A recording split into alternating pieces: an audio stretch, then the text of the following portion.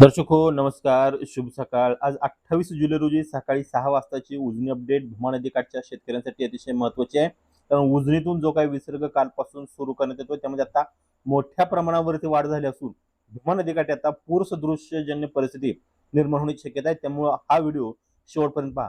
दर्शक हो, सोलापूर जिल्ह्याचे जलवरदान असलेलं उजनी धरण हे काल सकाळी 11 वाजता 94 पॉईंट भरलं होतं आणि त्यामुळे पूर नियंत्रण करण्याच्या दृष्टीनं उजनी धरणातून भीमा पात्रामध्ये कालपासून 5,000 विसर्ग सोडण्यात येत होता आणि त्यामध्ये वाढ करण्यात येत होती।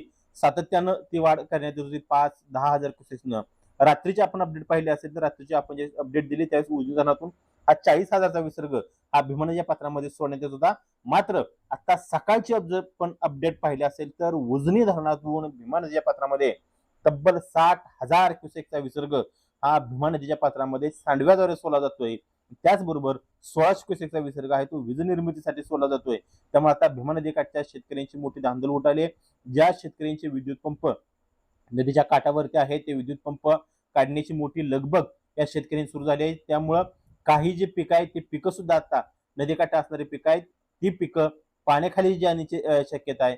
त्याचबरोबर 40,000 क्युसेक पाणी आल्यानंतर पंढरपूरमधील जुना दगडी पूल आहे तो सुद्धा पाण्याखाली जातोय। तेव्हा आता 60,000 क्युसेकचा विसर्ग या भीमा नदीच्या पात्रामध्ये आल्यानंतर पूरजन्य परिस्थिती जी आहे ती पूरजन्य सदृश परिस्थिती निर्माण होणार आहे। दौंडची जी आवक आहे ती दौंडची आवक थोडीफार कमी झाली आहे। जी काल 65,000 क्युसेक्स दौंडची आवक होती ती दौंडची आवक आता 58,309 क्युसेक्स इतकी दौंडची आवक झाली आहे। आणि उजनी धरण हे 99.78% इतकं आज उजनी धरण भरलंय। धरणाचा एकूण पाणीसाठा हा 117.11 टीएमसी असून उपयुक्त पाणीसाठा हा 53.46 टीएमसी असून उजनी धरणातून आता भीमा नदीमध्ये जवळपास 61,600 क्युसेकचा विसर्ग सुरू आहे।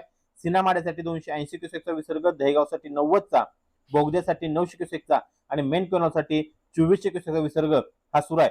जर दौंडची आवक सातत्यानं अशी वाढायला लागली तर उजनी धरण आता 100% भरलंय। त्यामुळे येणारी आवक ही भीमा नदीच्या पात्रामध्ये सांडव्याद्वारे सोडली जाणार आहे। त्याचे अपडेट आम्ही तुम्हाला आपल्या या परिवर्तन न्यूजच्या माध्यमातून तुमच्यापर्यंत पोहोचवू। त्यासाठी आपलं परिवर्तन न्यूज चॅनल लाईक करा, शेअर करा आणि सबस्क्राईब करा।